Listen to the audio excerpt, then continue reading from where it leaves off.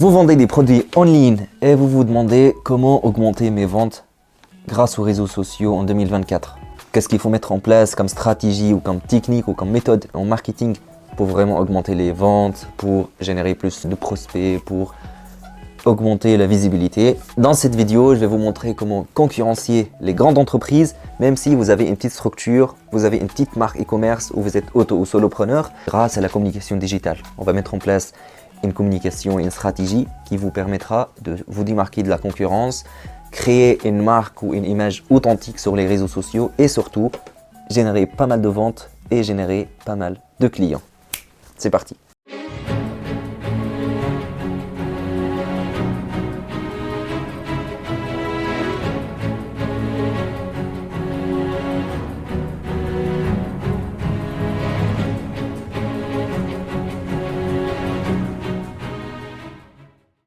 Donc la première étape, c'est de créer un contenu engageant, que ce soit des posts, des vidéos, des articles ou des images de votre produit. L'objectif en fait, c'est de mettre en avant ce produit-là, de faire des vidéos créatives que les gens vont partager après, de mettre en avant la qualité de votre produit. Si par exemple, votre proposition de valeur réside dans le design de produit, donc il faut mettre ça en avant. Si le produit est éco-responsable, il faut mettre ça en avant. L'objectif, c'est de présenter le produit, mais de présenter en fait, on va dire, la proposition de valeur le plus de produits. Que ce soit les valeurs que vous avez mis derrière, que ce soit le résultat qu'on peut obtenir en utilisant ce produit, ou le résultat généré par le produit, ou l'utilisation de produits. Par exemple, quand on voit les pubs de Alexa, on voit qu'ils mettent en avant en fait l'utilisation d'Alexa. Il nous montre une journée type dans la vie d'un entrepreneur ou d'une personne occupée. Ensuite, nous, on peut parler à Alexa et demander de mettre la musique, d'allumer les lumières, etc. Donc, ça nous fera gagner beaucoup de temps. C'est beaucoup plus pratique. Là, en fait, il ne nous montre pas le produit. Il nous montre l'utilisation de produits. Et c'est hyper important parce que ça va aider le client à se projeter en utilisant le produit. Il va dire « Ah ouais, d'accord, quand j'utilise le produit, je pourrais faire ça, ça, ça, etc. » Donc, c'est hyper important de parler de futur avec le client pour qu'il puisse se projeter en fait en disant ok, si j'achète le produit, comment je pourrais l'utiliser dans le futur. Donc là, elle se dit que j'ai déjà acheté le produit. Et là du coup, comment je vais faire pour l'utiliser? Comment je pourrais l'utiliser? Dans quel contexte? Donc c'est hyper important de faire des vidéos de mise en scène pour vraiment montrer la fonctionnalité de produit, de montrer l'utilisation. Si par exemple c'est un t-shirt, je dis n'importe quoi. Vous êtes une marque de vêtements, vous vendez des t-shirts de sport, pour les sportifs.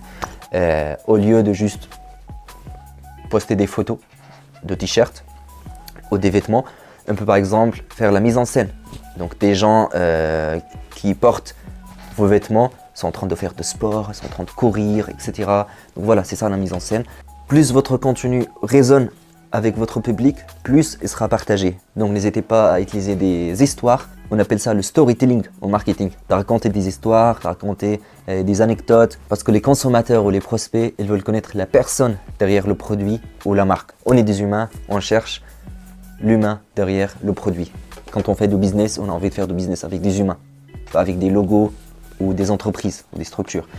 C'est pour ça qu'il faut toujours humaniser l'entreprise. Moi, je vous conseille par exemple de faire des vidéos en tant que fondateur. Faire des vidéos, parler avec les gens, raconter l'histoire derrière l'entreprise et surtout parler des valeurs. Quand vous créez une marque, la plupart du temps, vous le créez parce que la marque est basée sur des valeurs. C'est pour ça que je conseille toujours d'avoir une partie à propos sur le site internet et d'utiliser ça sur les réseaux sociaux où on pourra mettre les valeurs de l'entreprise, l'histoire de fondateur ou l'histoire de la marque et puis le concept, la vision. Et donc là, vous allez me dire parfait, je suis convaincu, je sais qu'il faut créer un contenu de qualité, un contenu engageant. Mais comment le faire? Eh bien, je vous ai préparé quelques conseils pour créer un contenu engageant. Ça commence toujours par la qualité. On est sur les réseaux sociaux, on va faire concurrence aux grandes entreprises, c'est-à-dire qu'ils ont les moyens, ils ont un contenu de qualité, ils ont des vidéos de qualité. Donc, pour entrer dans le jeu, pour vraiment pouvoir les concurrencier, pour pouvoir attirer l'attention sur les réseaux, donc il faut créer un contenu de qualité. Si vous faites des posts, faites en sorte d'avoir une charte graphique déjà en place. Ce sont vos couleurs principales de la marque, votre logo, votre police d'écriture, votre style de communication. C'est hyper important de l'avoir dans toutes vos publications et sur votre site internet. Je prends l'exemple de Nader Media, agence de marketing digital. On utilise noir, rouge, blanc partout. Si vous visitez le site internet nadermedia.fr, vous voyez le rouge, le blanc et le noir. Si vous allez sur Instagram, nadermedia.fr, tout attaché, vous allez voir les mêmes couleurs. Rouge, noir, blanc. Pourquoi? Parce que c'est la marque de Nader Media. C'est l'identité graphique. Même mon téléphone, en fait, il est rouge. J'utilise le rouge partout. Sur l'ordinateur, je ne vais pas prendre l'ordinateur pour vous montrer. Si, allez. Il y a mon logo aussi. Nader Media, je ne sais pas si on arrive à le voir. Voilà. Parce que c'est le marketing. C'est vraiment utiliser les mêmes couleurs, la même image, la même police d'écriture, le même style de communication et l'utiliser partout. Que ce soit l'utiliser sur les téléphones, le mettre sur le téléphone, sur l'ordinateur, s'habiller en rouge, faites tout ce que vous voulez, mais l'objectif c'est de créer un lien entre ces couleurs-là et votre marque. Ok? Pour que les gens puissent faire l'association entre vous. Quand je vous dis par exemple rouge et noir, vous allez penser à Netflix. Ok, rouge et noir, elle utilise partout. Si je vous dis jaune et bleu, vous allez penser à Ikea. Parce qu'en fait, ils ont fait un énorme travail au marketing pour pouvoir créer le lien entre ces couleurs-là et leur marque. Ensuite, on va mettre l'accent sur le storytelling, raconter une histoire. Par exemple, si vous faites un produit fait à la main, pourquoi pas faire une vidéo montrant le processus de fabrication de produits. Vous le faites à la main, tac, vous filmez, vous pouvez parler à la caméra, faire une vidéo YouTube, ou sinon vous faites un truc très simple, une vidéo accélérée, où on pourra vous voir en fait en train de fabriquer le produit. Donc là, c'est hyper important. Ça raconte des histoires. On utilise ça beaucoup dans le domaine de luxe. Par exemple, les montres suisses, etc. Elles nous montrent beaucoup les histoires de chaque montre. Si vous allez sur le site, par exemple, de Rolex ou d'autres montres, vous allez voir que déjà, ce sont des produits de luxe. Ce sont des montres qui coûtent 10 000, 20 000, 30 000, 50 000 balles. Donc les gens, ils ne vont pas l'acheter juste pour voir l'heure. On a déjà notre téléphone, on a des montres qui coûtent 500 balles. Donc on achète la marque, on achète l'image de Rolex, on achète le statut social des gens qui utilisent les Rolex. Et quand vous achetez, donc déjà, pas que Rolex, les autres montres, parce que Rolex, on ne peut pas l'acheter en ligne. Vous voyez que sur le site internet, au lieu de présenter les caractéristiques de produits, que ce soit la taille, le type de métal utilisé, etc., ils utilisent tout le temps une histoire. Ils nous racontent l'histoire derrière le produit, en disant comment ils ont trouvé le design, comment ils ont fabriqué la montre, où est-ce qu'ils l'ont fabriqué, pourquoi, ça signifie quoi, etc. Donc c'est ça le storytelling. C'est vraiment en fait vendre une histoire, pas juste un produit. Donc c'est hyper important de garder ça en tête. Sinon, pour créer l'engagement, un moyen que j'aime bien, que j'utilise tout le temps pour mes clients, c'est d'utiliser des concours ou des giveaways. C'est-à-dire que vous faites un post, vous dites aux gens, commentez, likez, partagez. Ensuite, il y aura un tirage au sort. Comme ça, les gens vont partager, tac, tac, tac, etc. Et ensuite, vous faites un tirage au sort 48 heures après, 3 jours après, 4 jours après, pour laisser la chance aux gens de participer en fait et de partager votre publication. Parce que l'objectif, c'est que les gens puissent vous donner de la visibilité, partager votre post, liker, commenter, etc. Et puis gagner quelque chose. J'ai fait ça pour TEDx Saint-Etienne. On a mis en place un jeu concours en offrant 2 places gratuites. Donc on a fait un post. Ensuite, on a demandé aux gens de mentionner d'autres personnes dans des commentaires, de partager le post, de faire un like, liker la page, etc. 3 jours après, on a annoncé les gagnants. Donc déjà, on avait une énorme croissance en termes d'abonnés, en termes d'engagement. Ça a explosé parce que tout le monde mentionnait ses amis, ils ont partagé, etc. Et puis, ça nous a permis de créer d'autres posts sur la thématique. Parce que j'ai fait un post juste pour promouvoir le jeu concours. Un autre post en disant aux gens, c'est un petit rappel en disant que ah ouais, il y a un jeu concours, n'hésitez pas à participer, etc. Et un troisième post pour annoncer les gagnants. Donc là déjà, on a gagné 3 posts en termes de contenu. Les 3 posts, ils avaient un engagement de malade. Il y avait beaucoup de commentaires, beaucoup de partages, etc. Et 2 personnes nous ont gagné leur place, qui nous ont coûté 60 balles, quoi. Donc pour 60 €, on a eu cet engagement organique. Donc c'est un moyen très rentable pour augmenter votre notoriété et surtout créer cette communauté. Parce que les gens qui vous suivent, ils ont déjà les mêmes valeurs, ils sont déjà intéressés par ce que vous faites. Et la plupart du temps, ils auront un entourage qui partage les mêmes valeurs. Et la puissance des jeux concours ou des giveaways, c'est de pouvoir attirer en fait le réseau de la personne qui partage la même valeur. Donc c'est hyper puissant. Par contre, il ne faut pas le faire beaucoup parce que ça devient contre-productif. Parfois, c'est pas rentable. Parfois, on paye beaucoup, etc. Donc, il faut avoir une stratégie derrière. Par contre, si on l'utilise bien, si on l'utilise correctement, stratégiquement, c'est un moyen hyper puissant pour développer la notoriété. Sinon, quelque chose que très peu de personnes utilisent sur Instagram, les fonctionnalités interactives. On peut faire des sondages, on peut faire des questions-réponses, on peut faire un live pour présenter un produit. Surtout par exemple, si vous venez de lancer une nouvelle collection. Le meilleur moyen de promouvoir une nouvelle collection, c'est vraiment faire un live. L'annoncer en live en fait. Comme Elon Musk, hein, on parle des produits, on va parler un peu de véhicules. Elon Musk, le fondateur de Tesla, à chaque fois il annonce un véhicule, il ne fait pas juste un post sur les réseaux, il annonce en live. Alors lui, il a les moyens, il organise une conférence, voilà, il montre le véhicule, etc. Mais vous, par exemple, vous pouvez faire ça, un petit budget, vous pouvez faire un petit live sur Instagram ou sur Facebook ou LinkedIn ou TikTok, comme vous voulez, pour annoncer la nouvelle collection.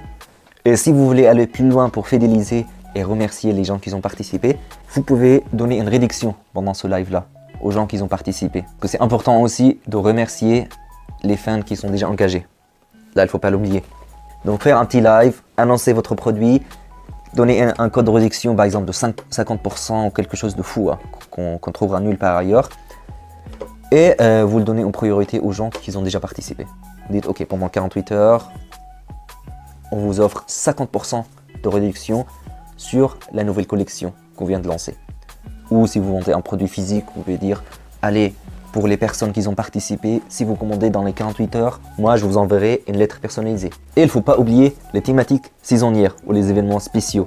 Donc moi, quand j'accompagne un client, surtout les marques e-commerce, on commence toujours par définir une stratégie digitale. C'est le nerf de la guerre. Si vous me suivez, vous savez que je parle tout le temps de la cible et de la stratégie. Parce que je suis persuadé que si vous n'avez pas la stratégie ni la cible, c'est impossible de réussir sur les réseaux sociaux. Par contre, vous avez une stratégie solide, vous avez une cible solide, ensuite vous mettez un planning éditorial, là c'est sûr que vous allez dépasser 80% de vos concurrents. On parlait des grandes entreprises. Les grandes entreprises en fait, leur point fort c'est qu'ils ont le budget. Ils ont déjà des équipes en interne, un directeur de communication, les responsables marketing, etc. Ce sont des personnes expérimentées qui ont déjà l'expérience dans le domaine, qui connaissent l'entreprise et qui ont les compétences en marketing. Ces gens-là, ils mettent en place une stratégie de marketing digital pour l'entreprise, ils mettent en place le planning éditorial, ils travaillent la cible, etc. C'est pour ça, quand ces grandes entreprises-là communiquent sur les réseaux sociaux, dans les plupart des cas, ils auront de meilleurs résultats que vous. C'est pas parce qu'ils ont plus de budget, c'est parce qu'ils ont bien réfléchi à leur communication. C'est pour ça aujourd'hui, quand j'accompagne les petites structures, les petites marques, je mets en place la même méthode en fait qu'on utilise dans les grands groupes pour vraiment avoir une communication impeccable, pour pouvoir toucher la cible. Et pour ce faire, on commence toujours par la cible. On définit une cible, on travaille les motivations de clients, on travaille sa vision, ses obstacles, ses frustrations. Donc on travaille bien la psychologie de client. Ensuite, on met en place une stratégie digitale. Donc quand on accompagne le client, c'est Nader Media qui gère tout ça. Vous auriez qu'à créer du contenu. Nous, on fait la stratégie, la cible, etc. Stratégie digitale pour comprendre comment on va pénétrer le marché, comment on va se démarquer de la concurrence, comment on va toucher la cible pour créer une communauté, créer une newsletter ou bien générer des ventes dans le futur. Ensuite, on met en place un planning éditorial ou un calendrier éditorial sur l'année pour pouvoir organiser notre communication, profiter des périodes ou des saisons. Pour Noël par exemple, ça ne sert à rien juste de publier des vidéos, des conseils quoi. Il faut profiter de la période. Pour Saint-Valentin, pareil. Donc il y a pas mal de périodes, ce sont des opportunités pour vous pour pouvoir vendre et créer un lien avec vos clients. Sans négliger les publications de valeur. Ce sont les publications où vous allez créer la confiance avec votre communauté, où vous allez donner des conseils, vous allez faire des tutoriels, etc. pour vraiment créer ce lien de confiance, pour être conseillé plutôt que vendeur sur les réseaux sociaux. Et bien pour développer la preuve sociale, partager des témoignages clients, partager des vidéos et des posts pour humaniser l'entreprise et des posts pour promouvoir votre activité et profiter des saisons et des événements spéciaux. Donc voilà pour les conseils et les stratégies. Je vous mets le lien d'un article dans la description si vous voulez rentrer dans les détails, si vous voulez encore plus de conseils. J'ai tout mis dans un article. Sinon, comme d'habitude, je vous remercie d'avoir regardé cette vidéo. Abonnez-vous si ce n'est pas encore fait. Et surtout, n'oubliez pas que chez Nadar Media, on propose un audit digital gratuit. Si vous êtes entrepreneur ou auto-entrepreneur ou une entreprise qui a moins de 10 salariés, ça veut dire que vous n'avez pas les compétences en interne pour avoir une stratégie solide, pour avoir une cible, un plan éditorial à jour, une communication et une stratégie qui vous permettra de trouver des clients et de rentabiliser les réseaux sociaux. Donc je vous laisse le lien dans la description. Réservez votre rendez-vous dès maintenant. On propose seulement 3 places par mois gratuitement. Et les places partent très vite. Donc prenez votre place. C'est une consultation gratuite. On va se voir en visio. Je vais vous donner quelques conseils. Je vais faire de mon mieux pour vous conseiller sur votre communication, pour vous donner de la valeur. Et à la fin, je vous ferai une proposition sur mesure pour vous accompagner à rentabiliser les réseaux. C'était Azem. Passez une très belle journée et à bientôt.